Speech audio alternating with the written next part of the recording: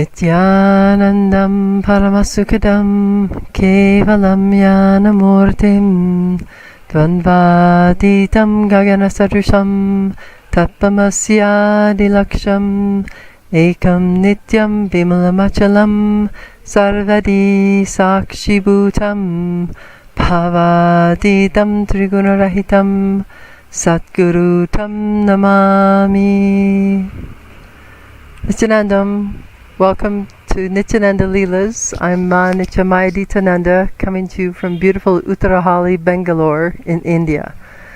Today I'm going to continue with the Nasik Kumbh Mela Sannyas initiation. I posted part 1 a while back, and we've had some internet issues, so I'm a little late, sorry for getting to part 2. And this is about the wild ride, the journey that I took from first being initiated as a Krama Brahmacharya by Paramahamsa Nithyananda in 2010 at the Bidadi Ashram. And when he initiated me then, I couldn't stay as a brahmacharya because I was still a householder, I still had debts to pay and a life to finish off. But he gave me the initiation so that energy would be locked into me. And it carried me through the years and helped me fill that bucket list. Like basically everything I'd ever wanted to try and do, I did.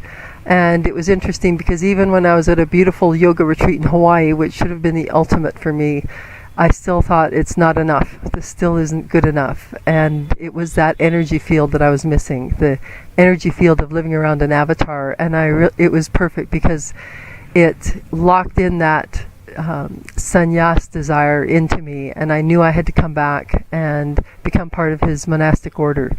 So I came back in January 2015, and all I wanted was to take the first step. The first step is the Krama Brahmacharya, and then you work your way up to Purna Sannyas, which is the ultimate.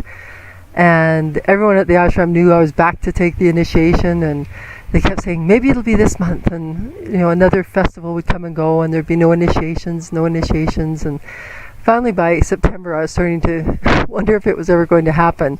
And then I heard Swamiji was going to take everybody up to the Kumbh Mela in Nasik, Trambekeshwar, and set up a huge camp for participants. And I thought, oh, wouldn't that be wonderful if he took us Ananda Yogam students, because by then I was with a number of Ananda Yogam people who had left their lives to come live the lifestyle of sannyas and work at the ashram and just see if that fit, to see if it was a good fit, that kind of destiny. And I just thought, wouldn't it be marvelous if we were initiated at a Kumbh Mela, because he'd never done that before. And one night he was giving darshan, and he put his thumb on my third eye for quite a long time, minutes passed.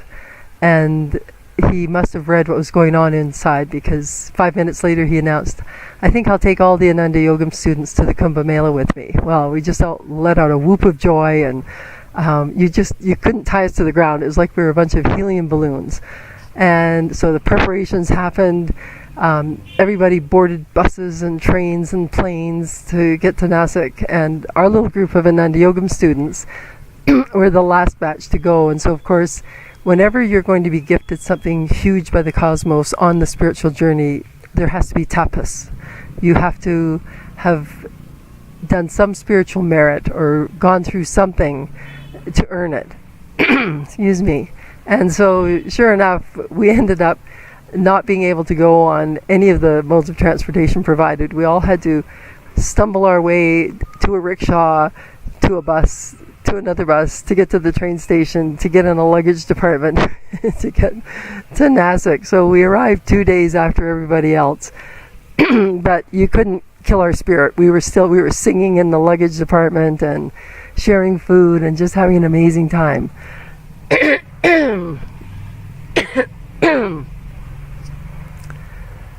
So when we finally arrived at the Kumbh Mela camp that was Swamiji's, he had beautiful hard-sided structure set up. Most of the Kumbh Mela is tents because it has to be temporary. You can't leave any structure up. It has to all come down.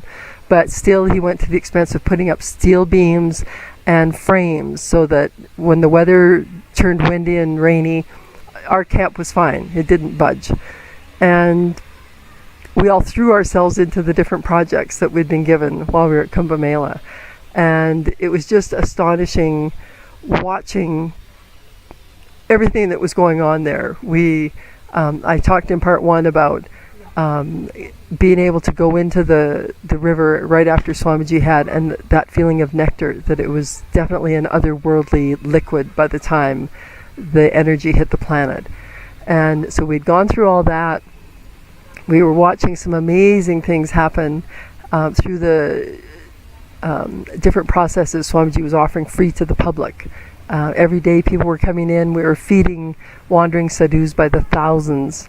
And my favorite before my initiation was one man came in, and he was, as far as I'm concerned, the real deal. He was, I don't know how old he was, but just taut. Like there was an inch of fat on him. He was all muscle. He was a true yogi. He was just wearing the loincloth. He was completely draped in Rudraksha beads, giant Rudrakshas. His jettas, his dreadlocks, were wrapped high on his head, decorated the way Shiva would decorate his, and he had a real trishul. This thing was razor sharp, so the greeters had to sort of gently tell him he couldn't walk into the hall and approach an avatar with a weapon like this. So someone had to stand next to him through the course of this initiation to show him that we weren't stealing his trishul, but he couldn't have it in hand. And he came for one of the big dikshas, one of the big, I think it might have been the Samaya Diksha initiation, where Swamiji gives you the Rudraksha choker and installs certain energy fields into you. And this man sat at the back of the room. He was covered in vibhuti, sacred ash, and he was just watching it all. And I just got the feeling, looking at those eyes, that he had seen everything. He'd seen the good and the bad, and he was hoping that Swamiji was the real thing, but he had probably seen enough sort of half-baked gurus come by that he wasn't sure. So he sat way at the back, and he wasn't all giggling and laughing like the rest of the crowd. And then when the final initiations happened, where you had to go up to Swamiji, be initiated, and then do a ritual around a homa fire, he was one of the very last to go up. And you go up blindfolded, because this diksha is a symbolic of a rebirth. So he was very reluctant to be blindfolded, but then he was led up to Swamiji, received the initiation, then went to the homa fire where the blindfold was removed, and he offered his flowers into the fire, symbolizing the new birth. And then as he started to exit, unlike the others that just left, Swamiji called him over. And Swamiji pulled his head in, and they were third eye to third eye, and Swamiji held him there for a number of minutes, and he hadn't done that with anybody. And it was like the whole room was just holding its breath. And when he finally released this man, the man turned around so I could see his face, and he looked like a child. He just had the most awestruck expression on his face, and I thought, he has waited his whole life to come head to head with cosmos like that, to really be in the room with an incarnation, an avatar. This was what his whole life purpose had been. And he sort of stumbled out the door. They had to remind him, here's your trishul, and he just wandered into the night. Even though there was still more of the program going on, he got what he wanted. He saw cosmos. And so with that going on, by the time it was time for us to be initiated, I thought, what's going to happen with us? If this is the magnitude of the events going on, what could possibly happen with us? And so the last day, we were all called up on stage, and by then there was about 10 of us that were going to be initiated. Everything from a long-time disciple who'd been around him and certified acharya for over 10 years, I believe, to brand new people who just thought, you know what, this is it. This is my life's purpose. So there was 10 of us. When you decide to take the sannyas initiation, it's very, very serious. It's you making a contract with the source that created you. And so you better not be lying. You better not have a hidden agenda. And you better be telling the truth. So it's explained that all of your outer world ties have to be cleaned up. You can't be running away from a marriage. You can't be dodging a debt. Everything has to be complete and legal. because the ashram doesn't need bill collectors and things pounding down the door going, you've got somebody in there hiding from us. So Swamiji is very clear that you have to be ready to just be full-heartedly on this path. So we all verified that we were, and then the rules were explained to us about aparigraha, which is living with less, and you're given 2 sets of clothes. It's like for the women, 2 saris, 2 yoga outfits, and a shawl, and that's it. That's you're given toiletries, but the whole purpose is not be preoccupied with otherworldly things anymore. You're dressed, you're decent, you're clean.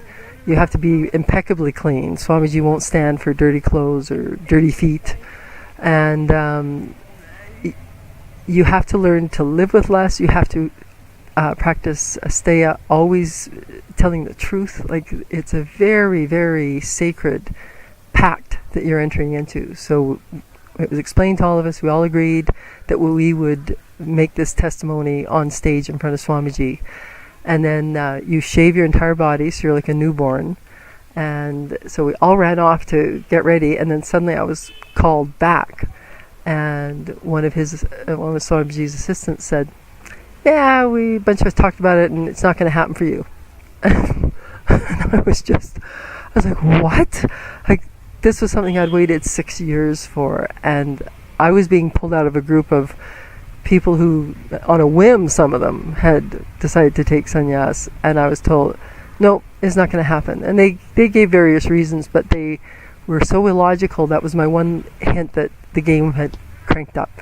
Whenever I've run into that kind of lack of logic, I realize the game is in full swing, and to unclutch from it, right? To not try and overanalyze or understand what's happening. But I did try to plead my case and say, please reconsider. And it was like, nope, not going to happen. And so I kind of started going into shock, and I wandered back into the hall. And meanwhile, the group was thundering past me, because the next step is to head down to the Godavari River, where temple priests take you through a final, very sacred ceremony where you say goodbye to your ancestors and offer blessings to ancestors who've passed away. So it's a beautiful, beautiful ceremony. So they all go running past, and one of them goes, quick, you're going to be late, we're leaving. And that did it for me. I went, I can't come. And they kind of looked at me in shock and just kept running, because nobody wanted to know what bomb had just gone off. But this is something to understand on this path of Sanatana Hindu Dharma, is when gurus are in full swing, they will do things that just will shake you to your very core, and it's to snap you out of old patterns, old identities, and it is very hard to keep your balance when that happens. But it has to happen, because we're so comfortable holding on to everything that, all the fake masks we've put on and all the weird little behaviors. We're very comfortable with that. And they're here to strip us clean so that we're a glowing, shining diamond again. And so this is what was happening at this time. But when it was going on, my head was exploding, and I was just reeling. Like I couldn't believe everything that was going on. And I went and hid sort of behind some boxes in a corner and cried my eyes out. And thank God, when Swamiji's in action, he sends messages telepathically to his various senior sannyasis, and they behave the way he needs them to behave. Basically, he says, I just need more bodies to operate through. And so one of them came and found me, and she said, I don't know what's going on, but she said, whatever you do, don't become powerless. Don't let this collapse you. That's the biggest test of all. So, I sort of sniveled and, wiped my nose, and then I heard Swamiji in my head, and he was saying a classic line of his from one of his discourses, where he just went, so what? So what if, this doesn't happen for you? So what? Not to take outer world situations so seriously. And as he's constantly telling us, we need to get past the emotional ups and downs of life, the physical ups and downs. Like, we're so ruled by the ups and downs. I don't feel good, I don't look good, I'm having a bad hair day, he doesn't love me anymore. We're completely absorbed in that, and then we don't have energy left to seek enlightenment, which is the goal on earth. So is when, after this lovely woman said, don't become powerless, I sort of slapped myself around. I went, so what? So what if he doesn't want me? So what if, I'm not going to get a spiritual name and I'm not going to become a sannyas? I'll carry on. I thought, I've been doing this alone my whole life. I'll continue carrying on. And I thought, you know what? He gave me a free trip to the Kumbh Mela, all expenses paid. I'm eating, beautiful food. I'm involved in spectacular energy processes. Oh well, so what? So I just kind of got myself together and went back to work. I was writing some scripts for the vision department, and my mood shifted. I dropped it. I thought, there's nothing to be done, just get back to work and keep staying in the present. Enjoy what's happening in front of you. So then, of course, the little troop that had been to the river and submerged again and taken their vows, they all came running back soaking wet. And we're ushered up on stage where Swamiji, when he initiates now, he sits and he lets the massive energy of Kalabhairava hit.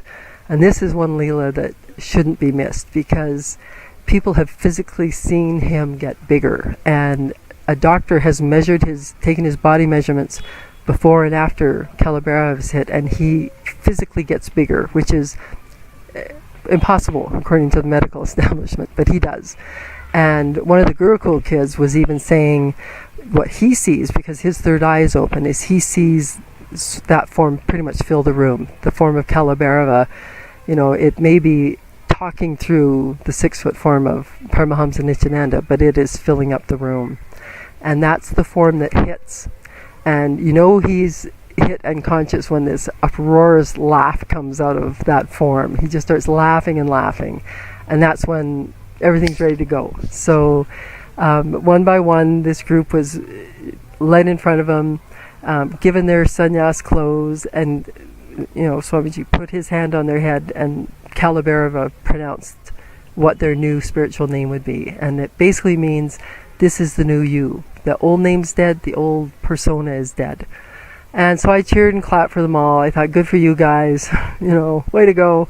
And then they all ran off to change, to be blessed in their colors. And then Swamiji asked for all the volunteers to come up so everyone could give them a hand for helping. And I was a volunteer, so I went up to the front of the room and I bowed to Swamiji, and there was nothing inside me. I was just still grateful for him. And, I made sure that I wasn't behaving like some pouty teenager. I'm going to go hide in the dorm and show him, he can't do this to me. I just thought, he's looking for mature people to be around him. And so I just made sure I was empty. And so they named off the different departments, and everyone cheered and clapped, especially for the kitchen, who'd done such amazing jobs feeding up us and cleaning up after us.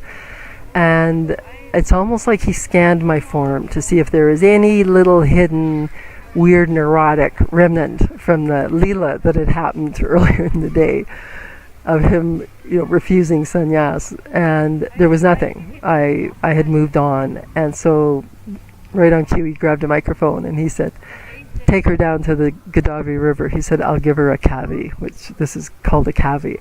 And I let out a whoop, and so did the one who'd had to tell me that it couldn't be done. And we gave each other a big hug, and they found a male and female interpreter to go with me. And we ran off into the dark night in the rain, jumped in a rickshaw, and took off down into the main temple in Nasik, Trembekeshwar. So Trembekeshwar is the actual temple we were at. It's a city, two cities butted up against each other. But of course it was late and everything was closed, and I felt like I was in some amazing movie. We ran down the alleys in the rain and the dark, and I was just ecstatic. Like I could have run all night. I was so happy. And we found a guy who led us upstairs to a room where we sat and waited for another guy who was very cloak and dagger. And this temple priest was introduced to us, and he didn't speak English, but I learned through the interpreters that he would be willing to do the first part of the initiation, which is this puja, for me the next day at the temple, first thing. So we thanked him and rushed off into the night, and first thing in the morning we took off again. And the day before, when the main group had gone for initiation, it had been very cold and rainy. And when I went down, the sun was out and it was warm, and I felt like the whole world had changed. And we found this priest, and he was so proud that he was doing this special process for one of Paramahamsa Nithyananda's disciples, that he couldn't stop telling people. So the process took 3 times longer than it should have, because any passerby that came by, he'd go, hey, I'm doing this for Nithyananda, and she's going to be a sannyas, and blah blah blah blah. And he's chattering away, and then people are asking for blessings, and he's taking money from them and putting coconuts on their head and telling them to go do a lap around the tank, the sacred tank, and then he'll clear their karma. I don't know what all was going on, but it was a circus, and I was sitting there in front of a Ganesh and just patiently waiting for him, and then we'd go to the next step, and I got to go in and out of the tank many times, because he gave me the full deal. This wasn't the shortened version.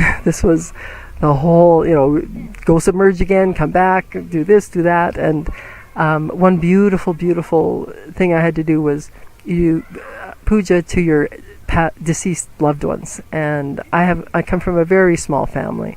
So my husband had passed, my father, and the grandparents, and the rest of them I never met, never really heard of. So I made a rice ball for each of them, and then he does these beautiful Sanskrit chants, and you offer flowers on each of the rice balls, you offer water, and you're basically sending them gratitude and blessings. And at one point, one of my rice balls collapsed, and so I thought, oh no, I made a flawed rice ball, I better make it again. And he went, no, he said, that ancestor has accepted your offering and is very pleased. And it was Dad. It was the rice ball that was Dad. So that was just, here I am in India, on the other side of the world from Canada, where Dad had died 20 years ago, and he was still present to bless me. So that just lifted my spirits, and in and out of the tank a few more times. Then I had to take rice balls on leaves down the alley behind a guy through a store in the back and feed a crow and a cow. And it just got wilder and wilder, and finally it was announced that I was done, that I had completed the ceremony and I was free to take sannyas. So in and out of the tank, and they took me dripping wet, ran back to the camp, and of course the program that Swamiji had run at the Kumbh Mela camp was wrapping up. And so literally things were being shipped out the front door. Construction workers were taking things apart, the stage was being taken apart, and I was rushed up on stage, and Swamiji came up, sat down, and he looked at me and he goes, look at the trouble your incompletions are putting everyone through. I was like, I'm sorry. And I realized that's what it was. He was trying to shake all the incompletions that were sitting in me that might sabotage my life as a sannyas. And he said, you have to let go of that victim mentality. And I thought I had. Some of you have read my memoir, Inside the Wall, From Hollywood to Homeless to Higher Consciousness. And there were many instances where I did feel like I was a victim. And then I finally became what I saw as a spiritual warrior. I just stopped being a victim, and I just was ferocious with life. And so I thought, I don't think I'm a victim anymore. But then I realized, who knows what past life pattern I've carried. Like if I've been in victim mode for lifetimes, it could be something that could sneak up and surprise me at any time. And what I realized at the ashram is it's very easy to be a victim of circumstance. To say, oh, I couldn't get this job done because she didn't phone me back, or he didn't come, and those are still excuses. There's still ways to push through, to use your will persistence, as Swamiji says, to make things happen. So anyway, he said, I hope, look at all the trouble you're putting everyone to. I apologized, but I saw everyone kind of smiling, so I realized it was sort of a reprimand, but with a lot of love behind it. And then Kalabhairava hit, and that laugh came out, and the name came out, Ma Nitya Maya Detonating. So that's how I finally received the initiation into the sannyas order. Thank you for watching. I hope you try it. I hope you try the path of sannyas, because it's out of this world. I'll close with the Purna mantra. Om Purnamada Purnamidam Purna Purnamudachyate Purnasya Purnamadaya Purnameva Vashishyate. Om Shanti Shanti Shanti. Hari Om Tatsat Sarvam Sakuru Padaka Paramastu. Om Nityanandam.